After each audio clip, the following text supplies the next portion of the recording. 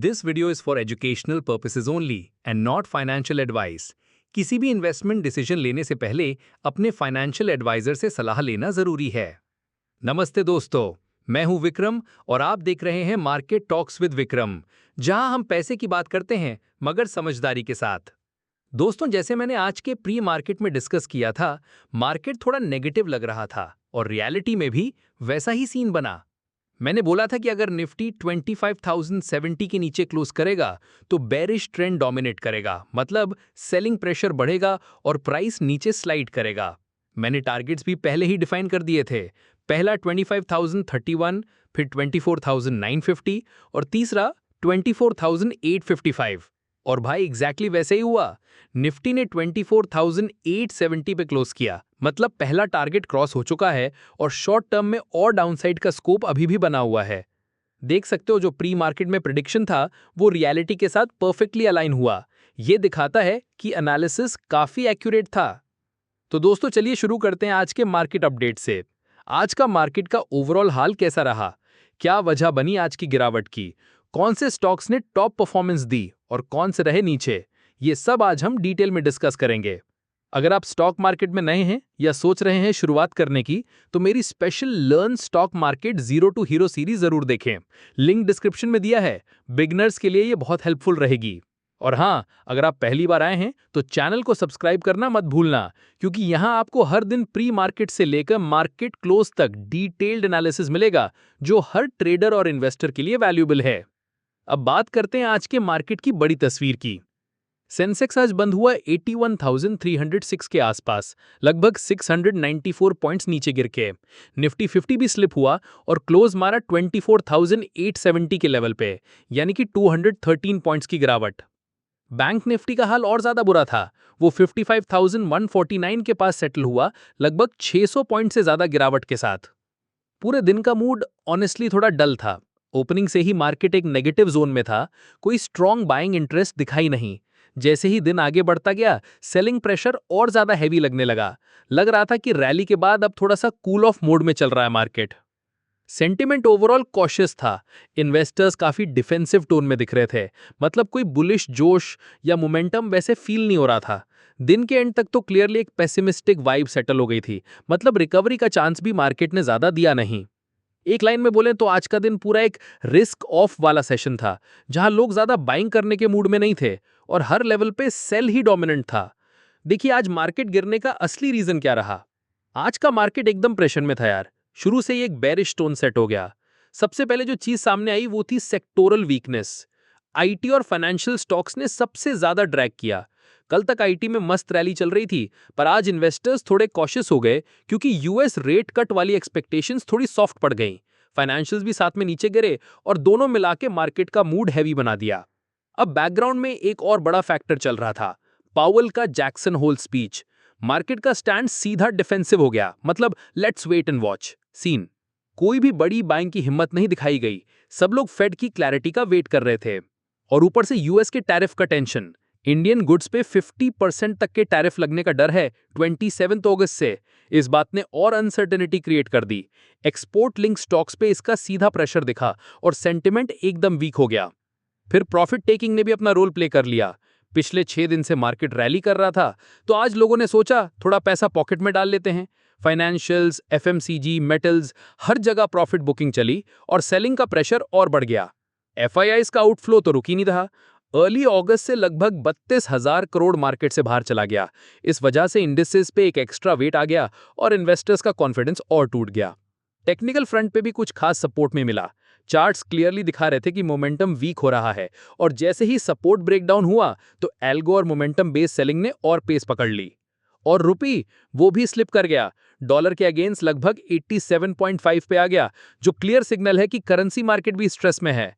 इस वीकनेस ने equity market में और कॉशियसनेस डाल दी। तो ओवरऑल जो सीन आज सामने आया वो एक तरह का परफेक्ट स्टॉर्म था।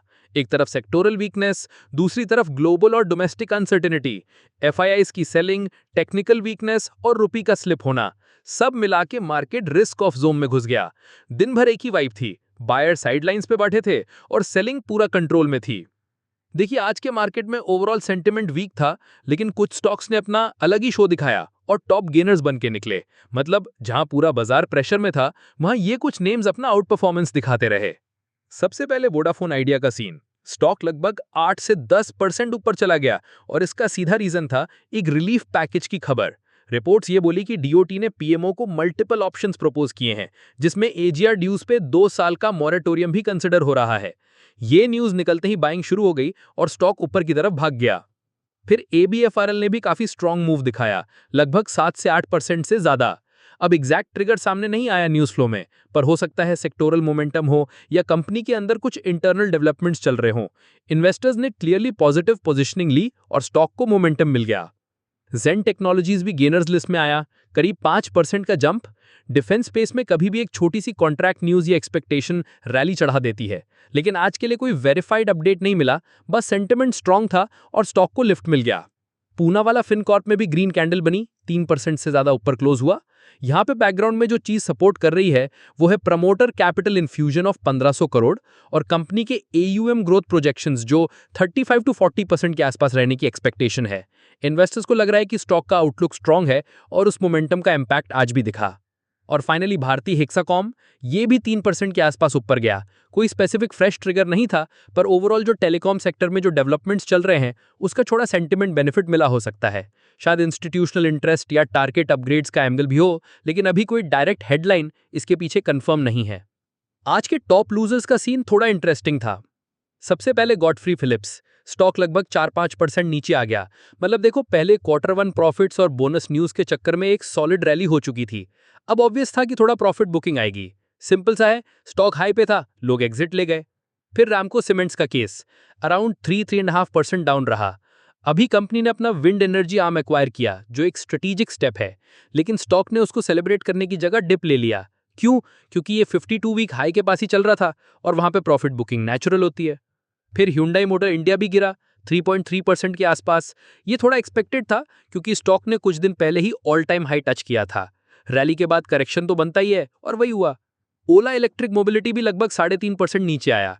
ये गिरा क्योंकि वहां डेटा में एक ट्विस्ट था।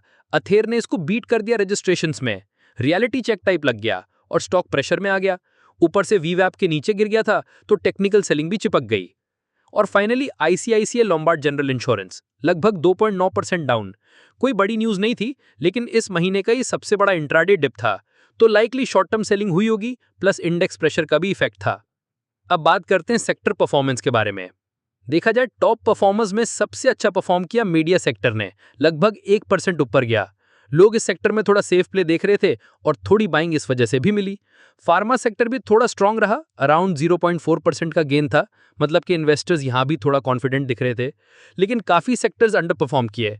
मेटल सेक्टर गिर गया रफली 1%, आईटी सेक्टर भी लगभग 1% नीचे आया। एफएमसीजी और ऑयल एंड गैस सेक्टर में भी थोड़ा प्रेशर था, दोनों लगभग 1% नीचे गए। बैंकिंग सेक्टर में भी पीएसयू बैंक्स और प्राइवेट बैंक्स दोनों वीक दिख रहे थे, लगभग 0.5% का लॉस था।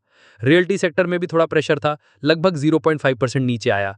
तो ओवरऑल देखा जाए तो ये थोड़ा ब्रॉड बेस्ड वीकनेस था। मेटल्स, आईटी, एफएमसीजी और बैंकिंग ने मार्केट में प्रेशर डाला, लेकिन मीडिया और फार्मा सेक्टर ने थोड़ा सपोर्ट दिया। मतलब ये दिखाता है कि लोग इन सेक्टर्स में थोड़ा सेफ पोजीशनिंग ले रहे हैं। अगर आपको ये एनालिसिस वैल्यूबल लगा हो तो वीडियो को लाइक करें, कमेंट में अपना फीडबैक जरूर दें, और अगर आप बिगिनर हैं तो मेरी जीरो टू हीरो सीरीज जरूर देखें, उसमें हर कॉन्सेप्ट को आसान भाषा में समझाया गया है। मिलते हैं प्री मार्केट एनालिसिस के साथ, जहां हम देखेंगे ग्लोबल मार्केट क्यूज और न्यूज अपडेट्स, निफ्टी और बैंक निफ्टी के की support resistance levels, top momentum stocks और सेक्टर्स जहां बाइंग इंटरेस्ट या ब्रेकआउट का चांस है, और साथ ही स्मार्ट ट्रेडिंग और investment strategies. Safe trading, smart investment. जय हिंद।